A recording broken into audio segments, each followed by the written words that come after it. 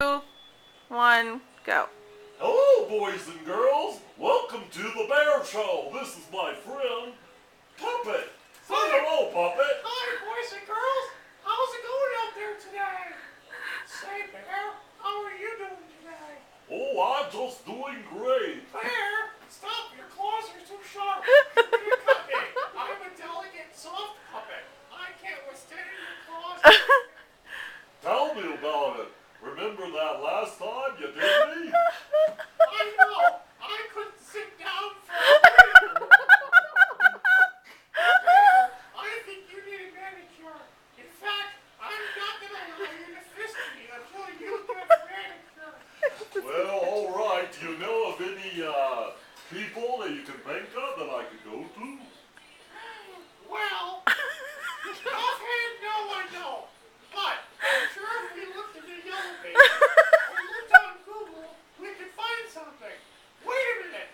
That sounds like something we can tell the kids about at home. Let's talk about the yellow pages a little bit. That's a great idea.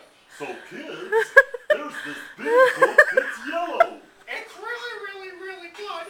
And before we had things like the internet and Dyson videos, we had the yellow pages. If I wanted to look up an underage Korean masseuse so I could get a hand job, I couldn't go to Craigslist because Craigslist never existed. So I would look in the yellow pages. I would go to the yellow pages and I would look up masseuse. And then I would see someone like Betty Lee Kim Foo, and then I would call her up, and then I would drive over, and she would give me a happy ending. I know exactly what you mean. When I'm looking for my S&M needs, I go to the yellow pages too.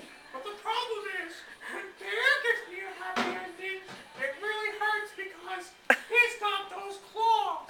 So, why don't we go to the yellow pages and look up my friend Betty L. Kim So Fung So Wawa Oriental, and then